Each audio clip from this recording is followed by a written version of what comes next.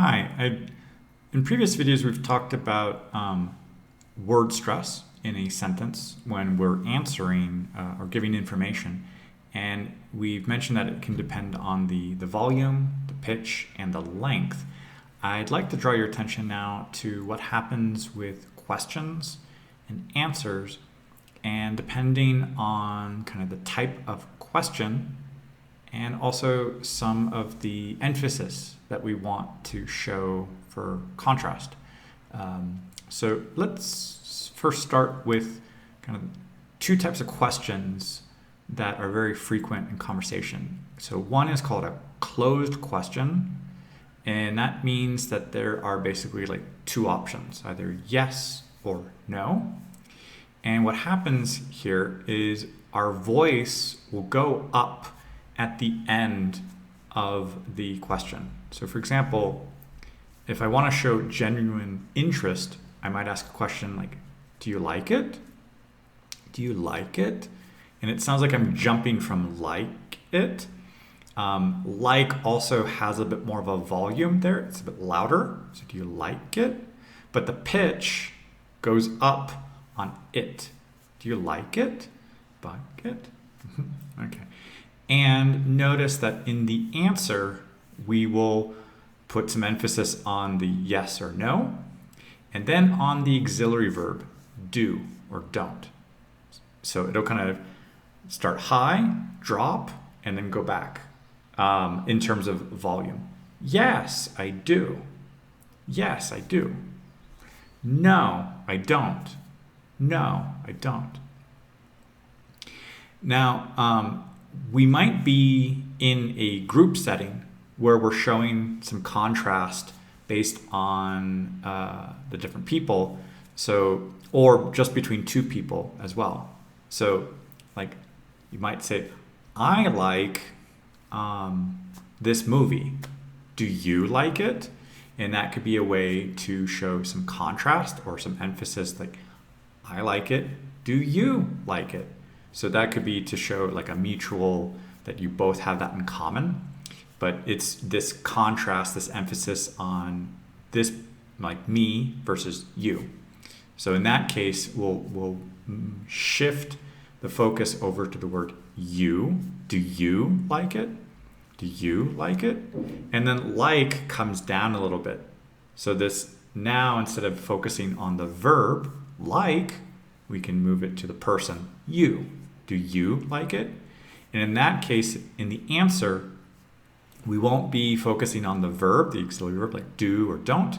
We will be placing that emphasis to match what was in the question. So do you like it? Yes, I do. Yeah, I do. I do. I do. No, I don't. I don't. So that emphasis on the subject is creating this contrast with maybe there's some group consensus or a disagreement, or it's showing like you like it, but I don't. So that's showing that contrast. Now, it is also possible that we could be reacting to what somebody says, and we could be showing some surprise or maybe even some sarcasm and some disapproval. In that case, our voice is going to fall or be a bit flat instead of rising, which is showing this genuine interest of, do you like it? Do you like it? But if somebody says, you like that? You like it? You like it? So my voice is flatter, it's down. And that is showing some surprise or some disapproval, and that I was expecting that you would not like that, or like, really? Oh, or I didn't think you would. So this is some new information for the person reacting, and the voice is falling. So we first start with some genuine interest. Do you like it? And if we need to show some contrast with the people, we say, I like this. Do you like it? So we could show that we have that in common, or we're going around a room and trying to see what people have in common or different with their likes or dislikes. And then we might react with a question, which could be something like, really? You like it? You like it. So you like it. Dun, bum, bum. So our voice is coming down. Okay. Now, another type of question that we have are open questions. So open questions don't have yes or no. They are open to many options, multiple options. These are very common with WH questions, like who, what, when, where, why. And the emphasis starts on that question word. And for example, like, what's your name? What's your name? And then comes down. What's your name?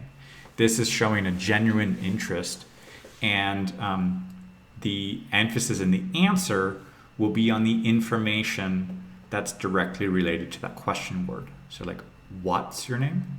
My name's Jonathan. Now, again, we could show a shift to the person. So we say like, okay, my name's Mark. What's your name? So we could be showing that contrast and putting a shift on your. Are we going around a room in a group? So like, instead of just what's your name? What's your name? What's your name? We could now shift the focus to the person that a teacher is looking at in a classroom. So what's your name? What's your name? What's your name? Okay. And in that case, the answer is probably going to have that focus on the my. So what's your name? My name's Jonathan. So it's a little different than just the genuine interest. Like, hi, nice to meet you. What's your name? My name's Jonathan. But if we have to show some contrast, what's your name? Oh, my name's Jonathan. Oh, her name is Sarah. His name is Mark. So we can show some contrast with some emphasis on the possessive. Okay. And another situation that can happen is that we might forget some information, like, and we need some clarification or a refresher.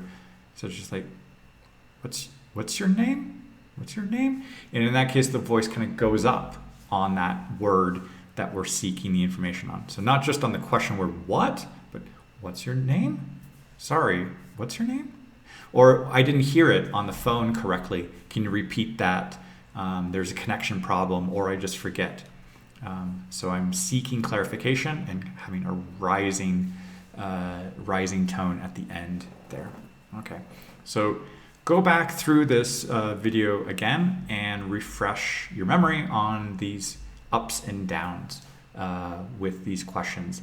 And try to listen for them when you are participating in a conversation with somebody else. And watch, for example, talk shows.